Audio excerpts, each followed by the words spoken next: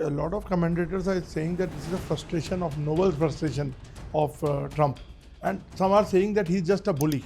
Trump is not happy with India. He's not happy with India because we are a member of BRICS, and somehow in his head he has got this notion that BRICS is an anti-America alliance. Number two is of course Operation Sindoor and his so-called role in bringing about the ceasefire. Trump has now said almost 30 times that it was he who got the two countries to step back from the brink, who stopped the nuclear conflagration in the subcontinent. Do you think US is making a big mistake for their own consumers? US called India a tariff king. But now the tariff king in the world is the United States, because our average tariff is about 15.98%. The US tariff today is 18.4%. Do you think he will de-hyphenate India-Pakistan? It's a strategic mistake on the part of the US that you are getting in bed with Pakistan, which is in bed with China, and China is the US's strategic competitor. It's the biggest geopolitical rival to the United States. We have to look at US's relationship with Pakistan in a different lens from the US's relationship with India.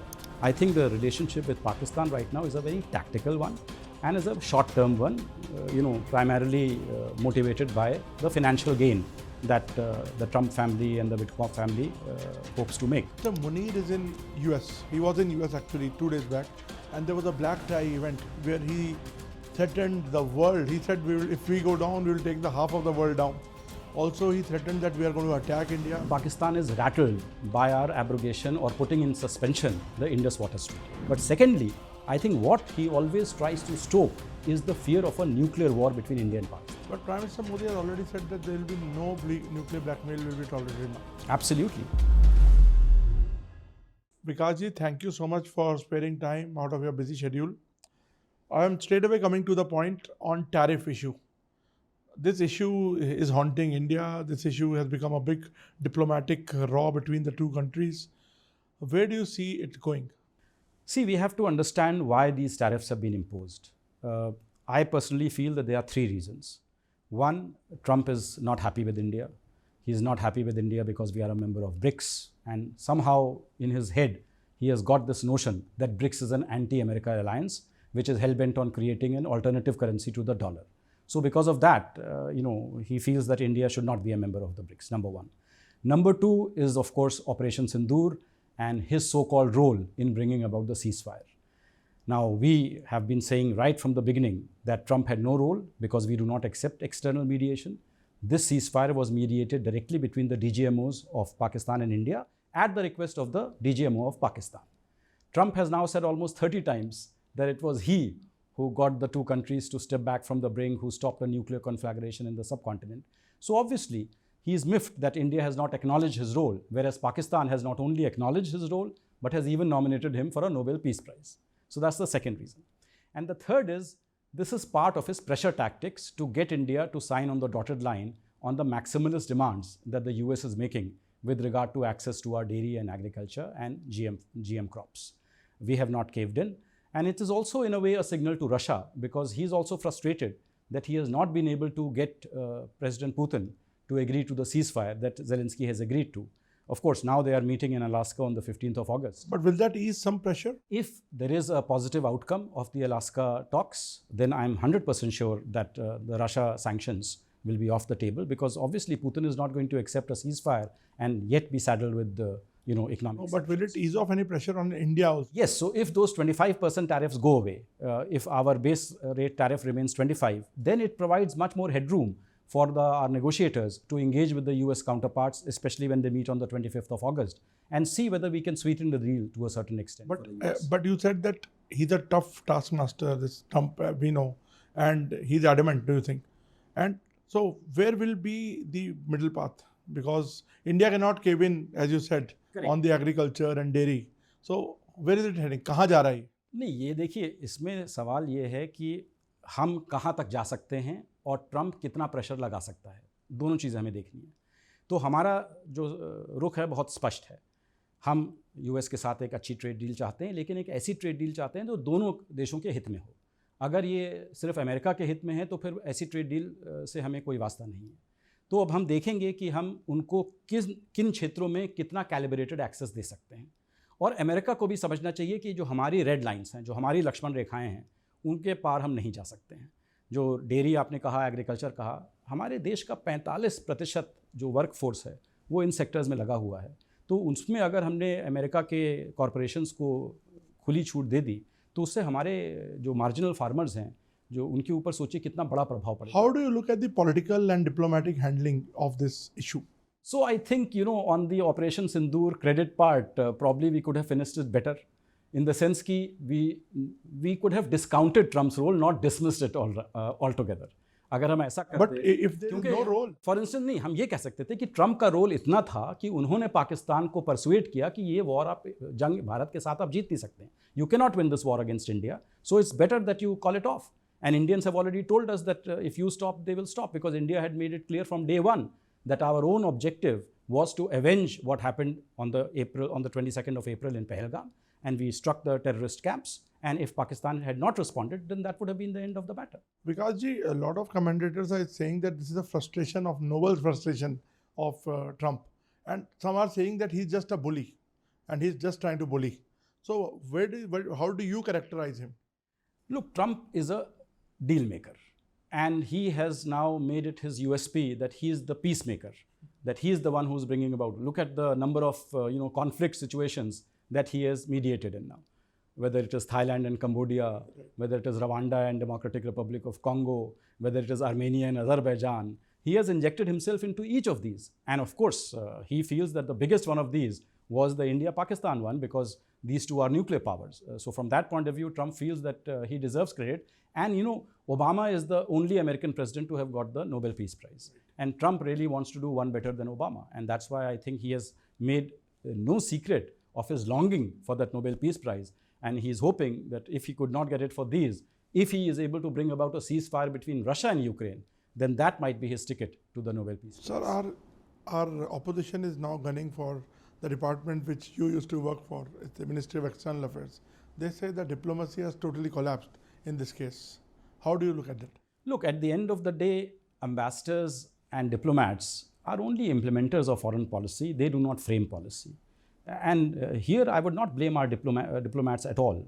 I think what has happened is Pakistan, through some intermediaries, has gotten the ear of the President of the United States. And that is why 2 visits by Asim Munir to Washington, the so-called deal with America on so-called oil reserves of Pakistan. And more importantly, I think Pakistan is now trying to position itself as the crypto king of South Asia. And there, through World Liberty Financial, in which Trump's family has stake, Steve Witkoff's family has a stake. Through that, I think Pakistan has managed to project an image of itself as a reliable partner. They handed over a terrorist who was responsible for the Kabul bombings. So all these things have led to Trump having a softer approach towards Pakistan. But that does not mean that he has given up on India, or that India is now an adversary for him. I think, as I mentioned very early on, this is part of his pressure tactics, to secure a more favorable deal. India should not cave in, because our strategic autonomy is non-negotiable. So, sir, do you think he will de-hyphenate India-Pakistan? Right now, though, he has totally not even hyphenated. In fact, he has sidelined India, and he's seen much close to Pakistan now. I don't think, we have to look at US's relationship with Pakistan in a different lens from the US's relationship with India. I think the relationship with Pakistan right now is a very tactical one, and is a short-term one, primarily motivated by the financial gain that the Trump family and the Witkoff family hopes to make from the cryptocurrency assets in Pakistan. With India, I think the relationship is much more strategic. It is not so transactional as it is with Pakistan. And that is why I personally feel that this is a passing phase. I call it a storm, not a rupture. And storms, as you just have to wait out the storm. All storms eventually pass. But singling out India, like highest tariff in the world, I believe. Yes, highest together with Brazil. But why only India singled out on the subtext that India is buying from Russia? Even the US is buying from Russia. Correct. China is buying from Russia. But no additional tariffs. No, so that is the... No secondary tariffs. You're absolutely right, Naveen, and that is the hypocrisy we need to call out. Last year, in 2024, Europe, had massive deals with Russia, for which they paid $70.3 billion to Russia. India paid $72 billion for the oil, and European Union paid 70.3. America itself purchased $3.8 billion worth of products from Russia. Big hypocrisy. So, and then let's not forget, the biggest buyer of Russian oil is China. No sanctions on China. Another big buyer of Russian oil is Turkey. No sanctions on Turkey. So because I think he right now wants to put pressure on Russia, and that's why he has singled out India, and also the fact that we have not caved into the US pressure on their maximalist demands on access to dairy and agriculture. Mr. Modi did a right thing by not caving in. Oh, absolutely. Because if you cave in to a bully, then the bully will increase his demands, and then there will be even more demands on you. So I think we have done the right thing. And plus, you see, India is too large, too proud a country to become a camp follower of any other country. Our strategic autonomy has been the bedrock of our foreign policy right from the 1950s. And I don't think any government in Delhi can compromise on that. So, sir, now Russia talks are around the corner, Russia-US talks. In case they resolve it, so you think that 25% additional secondary will definitely go? I'm very, very confident that the secondary tariffs will go, because Putin will not accept a deal unless the sanctions are also off the table. Sir, another strategic calculation which is emerging out of all this is US coming close to Pakistan, but Pakistan is already so close to China. Absolutely. Which is working in the same territory, same area. So how it will pan out? It looks very complicated. Like it has become a jigsaw puzzle now. No, it's not a jigsaw puzzle. I think it's a strategic mistake on the part of the US that you are getting in bed with Pakistan, which is in bed with China. And China is the US's strategic competitor. It's the biggest geopolitical rival to the United States. And so far, Trump has taken a very soft approach towards China. Now they are even allowing chips to be sold to China. Advanced chips will be sold to China, provided the companies pay 15% of their earnings to the United States. So sir, you have been a very, very distinguished career of diplomacy. Do you think even US is making a big mistake for their own consumers? Because ultimately it will transfer to consumers. Oh, absolutely. I think eventually the tariffs that are being imposed, and look, US called India a tariff king, but now the tariff king in the world is the United States, because our average tariff is about 15.98%. The US tariff today is 18.4%. So it is now the tariff king of the world. But the fact is, tariffs are bringing in money. They'll bring in about $100 billion a year for the United States. But the issue is, eventually, who will pay for these tariffs? These tariffs will be paid for by American consumers. So what's going to happen is, this is going to ratchet up inflation in America. It's going to ratchet up prices in America. And I think that's when the chickens will come home to roost. Now I will be diverting to a little second other issue. Mr. Munir is in US. He was in US actually 2 days back, and there was a black tie event where he threatened the world. He said, if we go down, we will take the half of the world down. Also, he threatened that we are going to attack India. What is reported? I am not privy to that video, but what is reported widely, I'm telling you that. So, sudden acceleration from Pakistan, how do you look at it? So there are two things. One is, Pakistan is rattled by our abrogation or putting in suspension the Indus Waters Treaty. Because Pakistan is heavily dependent on the waters of those rivers. And because now India has said that blood and water cannot flow together, and we are putting this treaty in suspension till such time as Pakistan changes its position on cross-border terrorism. So because of that, Pakistan is obviously rattled. And what he is threatening is that if India builds a dam, which is of course not happening immediately, we are going to destroy those dams. We are going to send our missiles and take out those dams, which is easier said than done, of course. That's a different matter. But secondly, I think what he always tries to stoke is the fear of a nuclear war between India and Pakistan. Because see, Pakistan always want external mediation. They're saying India is not talking to us, so please help us talk to India. Please come and counsel restraint on us. And they are deliberately, provoking this kind of a, nuclear blackmail, just so that they can catch the attention of the world, and the world says, look, India and Pakistan, both of you are nuclear powers, you have to talk to each other. So I think this is part of the nuclear blackmail that Pakistan always indulges in, and that's why India has rightly called out the saber rattling on the part of Pakistan, that how irresponsible it is coming from a country which is in possession of nuclear. But Prime Minister Modi has already said that there will be no nuclear blackmail will be tolerated now. Absolutely. We will definitely not tolerate nuclear blackmail, and that's why, Operation Sindoor is on pause. It is not stopped. So now what next, sir? Pakistan, India, do you see it going further now? Let's take first India, US. I think we need to do three things. First, we must make it very clear to the United States that our strategic autonomy cannot be bargained. India's strategic choices cannot be dictated by Washington. India will decide what its strategic choices are, whether we need to buy oil from Russia or from the United States. It is our sovereign decision. No external party can have a role in that, number one.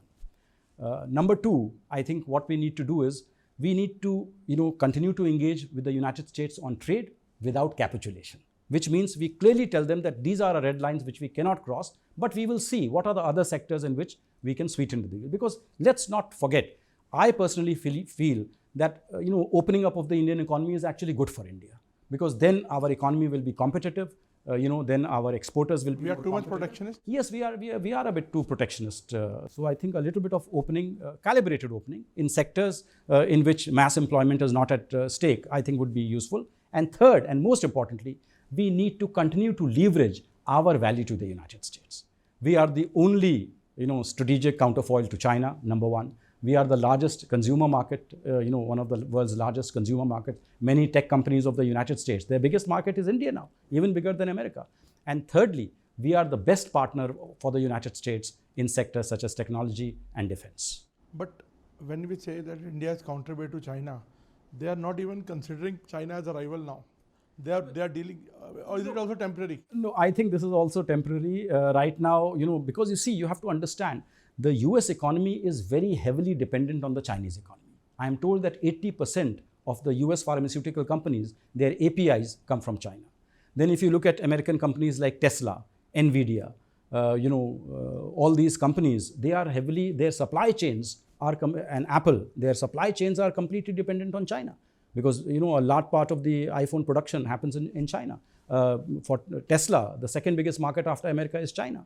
AMD also, now they are selling chips to China, and China is buying all those chips. So the US is very heavily dependent on China. And thirdly, most importantly, China controls 85% of the world's rare earths. And these rare earths, these are the critical minerals that are needed for everything, from artificial intelligence to washing machines to missiles to electric vehicles. So that is why China has much more leverage over America. And Trump acknowledges that leverage, and that's why he's playing safe with China. As you know, they have extended the imposition of tariffs by another 90 days now. Thank you so much for talking to us, Vikasji. Thank you so much. My pleasure.